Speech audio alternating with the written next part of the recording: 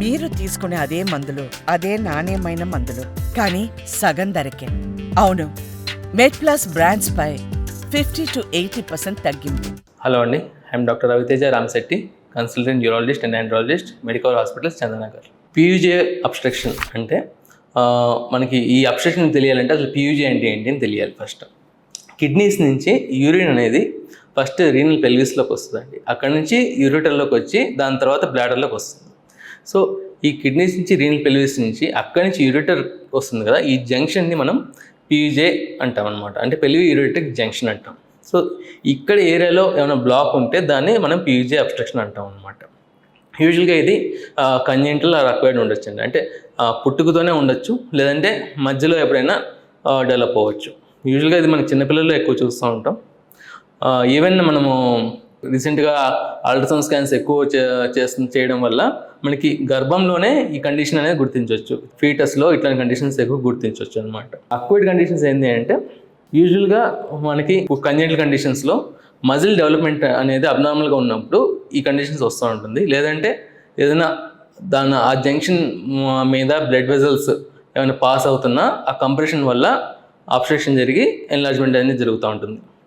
అట్లా కాకుండా కొన్ని రకాల రిపీటెడ్ ఇన్ఫెక్షన్స్ వల్ల, లేదంటే ఆ ఏరియాలో స్టోన్ ఉండడం వల్ల, రిపీటెడ్గా ఇరిటేషన్ వల్ల, లేదంటే స్కారింగ్ టిష్యూ వల్ల, దీనివల్ల ఏంటంటే ఆ జంక్షన్ అనేది బ్లాక్ అవుతూ ఉంటుంది. దీనివల్ల అబ్స్ట్రక్షన్ వచ్చి కిడ్నీస్ అనేది స్వెల్ అవుతూ ఉంటాయి. ఇట్లా వచ్చినప్పుడు యూజువల్గా పెద్దవాళ్ళు అయితే నడుము నొప్పి రావడము, ఫీవర్ రావడం అబ్స్ట్రక్షన్ వల్ల, ఎక్కువ డిస్టెన్షన్ వల్ల, అంటే కిడ్నీ వాపు వస్తూ ఉంటుంది ఆ అబ్స్ట్రక్షన్ వల్ల. దానివల్ల వామిటింగ్స్ రావడము, కొన్నిసార్లు నడుము స్వెల్లింగ్ రావడము కొద్దిగా కనబడుతూ ఉంటుంది అనమాట. అట్లా రావడం జరుగుతూ ఉంటుంది. చిన్నపిల్లలు అయితే వాళ్ళు ఎక్కువ చెప్పలేరు కాబట్టి యూజువల్గా ఎక్కువసార్లు నొప్పితో ఏడవడం కానీ, లేకపోతే స్వెల్లింగ్ తెలియడం కానీ, కొన్నిసార్లు ఎక్కువ బరువు పెరగరండి. అట్లాంటప్పుడు మనకి ఇట్లా ఉందని గుర్తించవచ్చు. యూజువల్గా గర్భంలో ఉన్నప్పుడు గుర్తిస్తే డెలివరీ తర్వాత కూడా మనకి అల్ట్రాసౌండ్లో చేసుకుంటూ ఎవ్రీ మంత్ రిపీట్ చేసుకుంటూ చూడాలి. ఇన్ కేస్ దీనికి ఒక స్పెసిఫిక్ గ్రేడింగ్ అనేది ఉంటుందండి. అంటే సొసైటీ ఆఫ్ ఫీటల్ న్యూరాలజీ వాళ్ళు ఒక గ్రేడింగ్ అనేది ఇచ్చారు. సో గ్రేడ్ 1, 2A, 2B, 3, 4 అని ఉంటాయి. సో దీని ద్వారా అసలు ఎంత గ్రేడ్ ఉంది, దానికి ఏమైనా ఆపరేషన్ అవసరమా. కొన్నిసార్లు ఏంటంటే సీరియల్ అల్ట్రాసౌండ్స్ అంటే ఎవ్రీ మంత్ స్కాన్ చేసుకుంటూ ఉన్నప్పుడు ఆ స్వెల్లింగ్ అనేది స్వెల్లింగ్ అయితే ఉందో అది కొద్దిగా తగ్గుతూ ఉండొచ్చు. అట్లాంటప్పుడు యూజువల్గా ఆపరేషన్ అవసరం లేకుండానే మనము మేనేజ్ చేయొచ్చు అనమాట.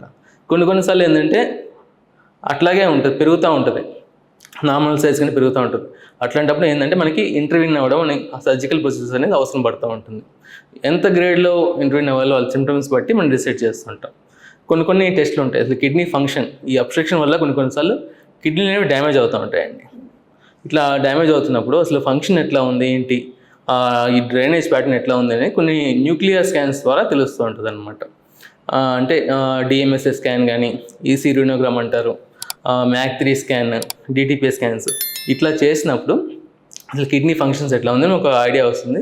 దాన్ని బట్టి నెక్స్ట్ సర్జరీ అనేది ప్లాన్ చేసుకుంటూ ఉండొచ్చు.